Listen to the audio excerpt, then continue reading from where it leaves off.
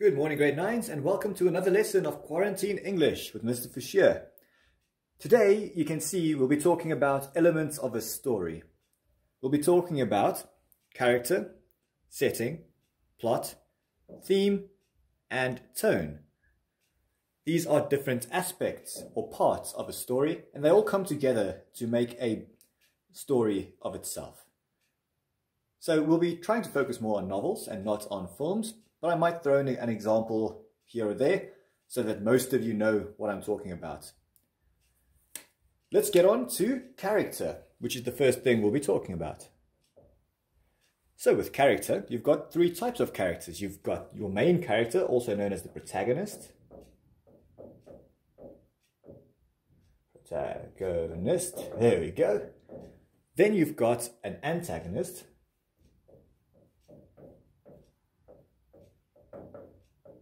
And lastly, the secondary characters, also known as background characters. So we'll start with the protagonist, which is your main character in a story. So it's the main character. And what this character does is he is the focal point, or she is the focal point, or it doesn't really matter. It can be any character, but they will be a character that is focused upon by the author. So this character will be running through the entire plotline, and the focus will be on this character. Let's use the example of Spud, which is a very famous novel, actually a local one. And in this story, we've got a young boy who goes to a boarding school. At first, he's very hesitant and very afraid, but with time, he grows confidence. So in this story, our protagonist is Spud himself, also known as John Milton, which is his real name. The antagonist, on the other hand, is the character or the main character in the way of our protagonist. So in this case, think of characters that always stand in the way or try and stop the protagonist from achieving something. That is what an antagonist does. A little bit of a side note.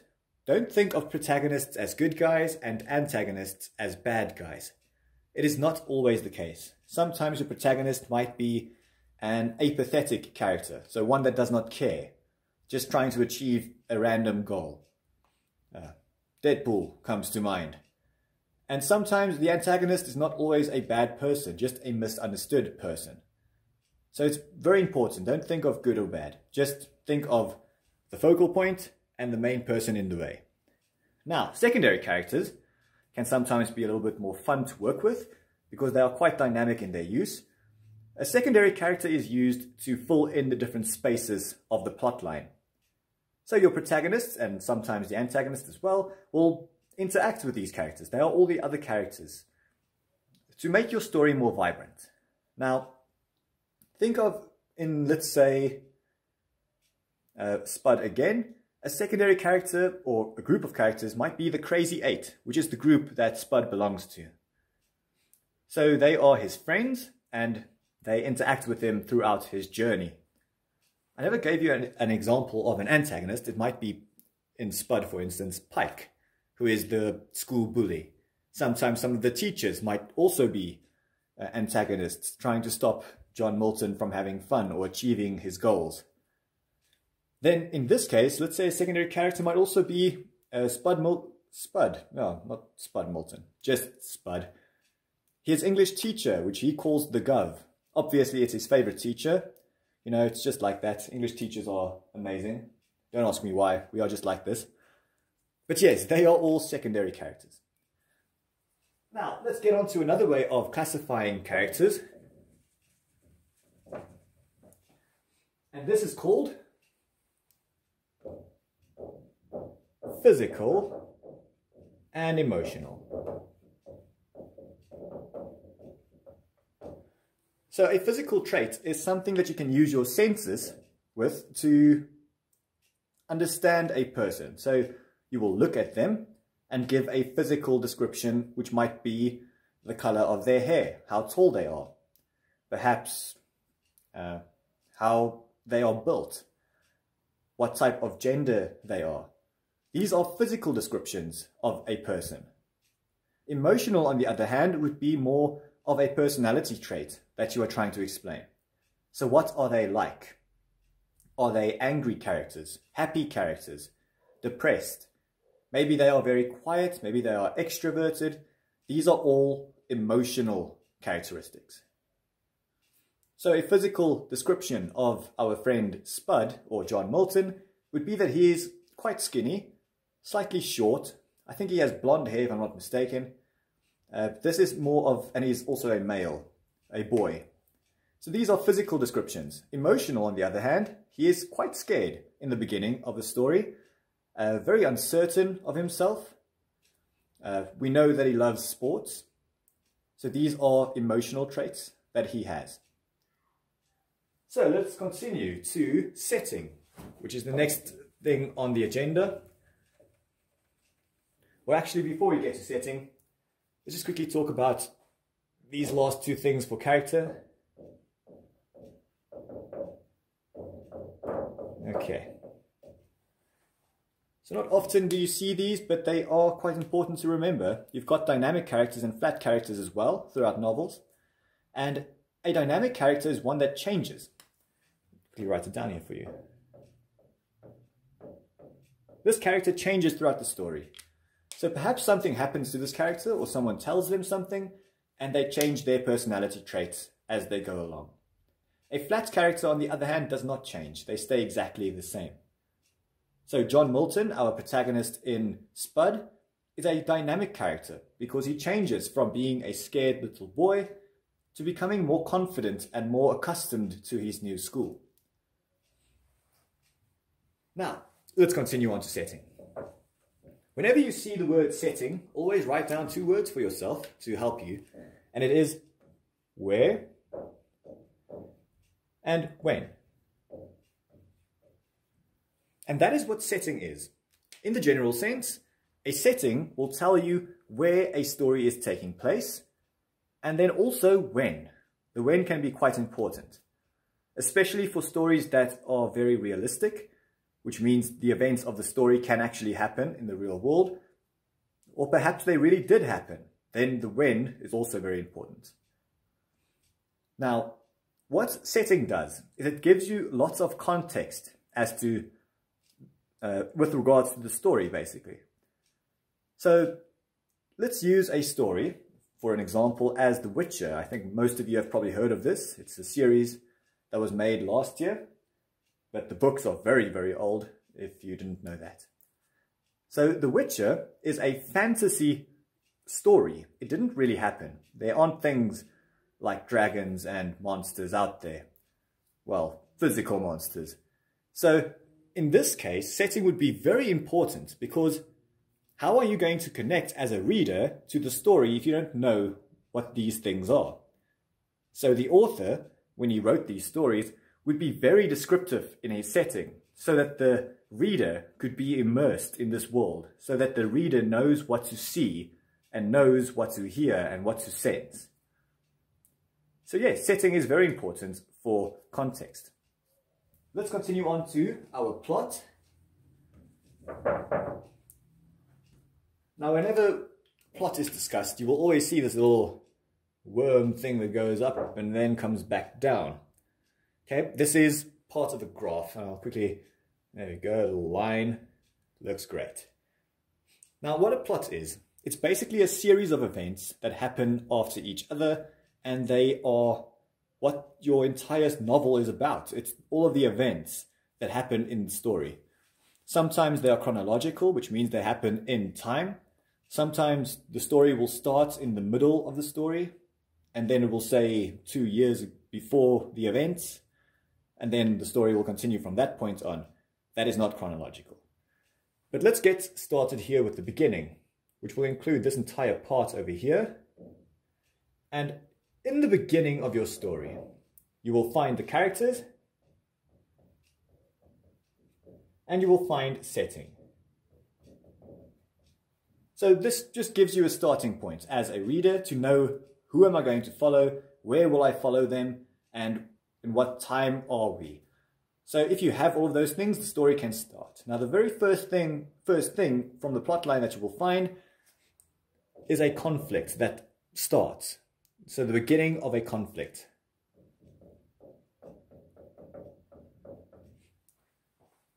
So let's use an example for plot, which we can use Gulliver's Travels. This is a book that you did last year. You will notice that the book is split into part 1 and part 2. And strangely enough, part 1 is its own plot line, and part 2 its own plot line as well. So let's do plot line number 1, which is part 1. And this is when he went to Lilliput. So we find out who Gulliver is. He's a ship doctor. Or, well, he works on a ship and he is a doctor. And the setting, he is at first in the ocean, or on top of it at least, and then he gets to an island, which is unknown. So we find out where he is and we find out who he is. Then there's a conflict. He is basically, I wouldn't say kidnapped, he is captured by these very tiny little people, and he now has a goal to achieve. He wants to escape, he wants to go back home to his family. So these are the goals that Gulliver needs to set for himself when he is captured. And this starts everything. So from the moment he is captured, we get hooked as readers, and we want to follow the rest of this. Okay, so that is also known as the exposition. It's the beginning over here. Now, this part of your arc is what we refer to as the rise in action. So there will be many events throughout the story that will create suspense, and it will work towards the end. So when Gulliver meets the king of Lilliput, for instance, when he rescues Lilliput from an invasion, and all of these things build tension as to the release of Gulliver from these islands. Then we reach this point over here, which is called the climax. This is the high point of energy, or, well, the most amount of action you will find in your novel. And in this case, it is when Gulliver is told that he is to be killed because he did not listen to the king.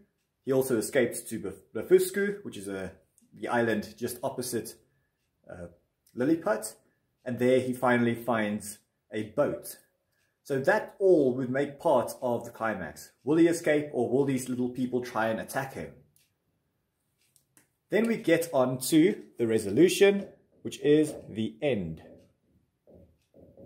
So how does the story end? And we know that Gulliver's Travels, part 1, ends with him finding this boat, fixing it, and then escaping back to his own country via an English ship. So that is the end. Usually you will find that this little arc here is very short because now your tension is lost. There is nothing to cling to anymore, no conflict to keep the reader interested. And that is what plotline basically is. It is a very important thing to remember. But grade 9s, do not focus completely just on plot. It's a very common mistake that people make, and you will never read deeper into a story if you just see what these events are and what happened after what. You will have to go deeper into your story, which are the next two things we'll be talking about here. Now these two types of things, or these two over here, we'll start with theme. But theme and tone are sometimes a little bit more difficult for you guys to grasp. So let's try and explain these in a little bit more detail. We've got theme that we'll start with, which you can classify as a message given to the reader. Okay. There are other ways of explaining what a theme is. You might say it is also some insight that you found. Sometimes it can also be a moral.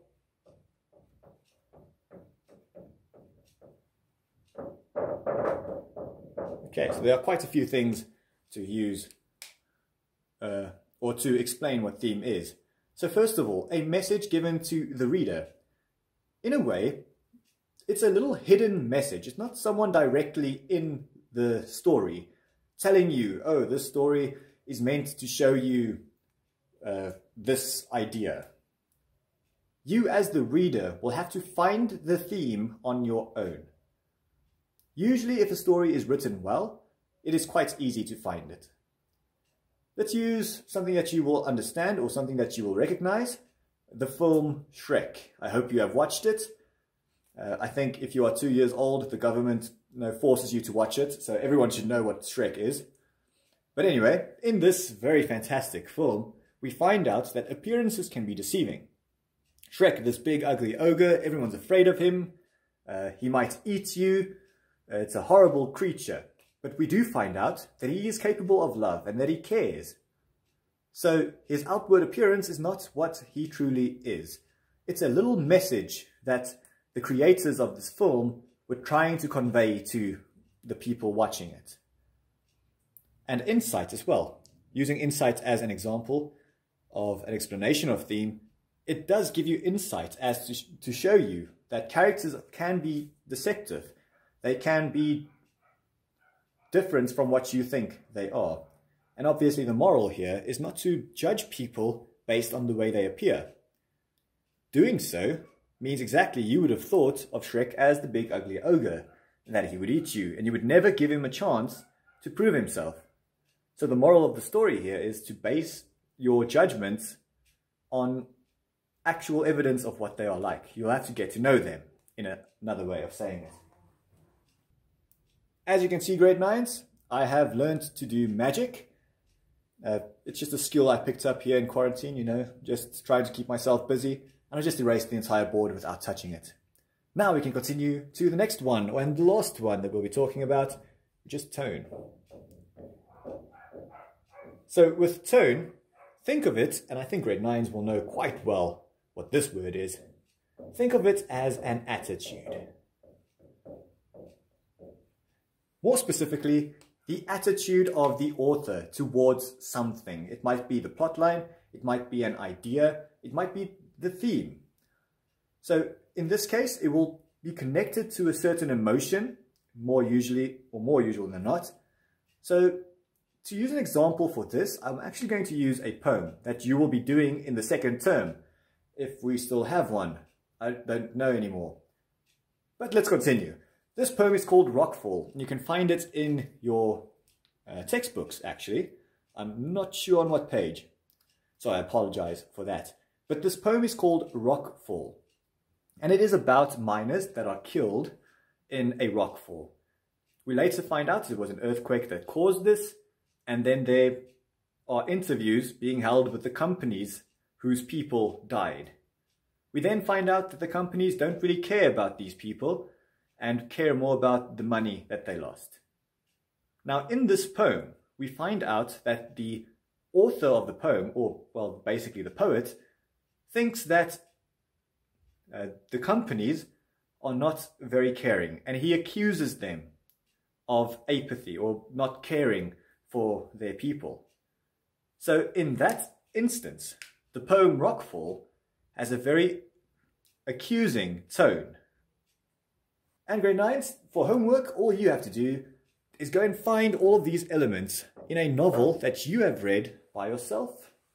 So in this case, try and use a novel that the school did not recommend. So something you have actually read on your own. I hope that you have.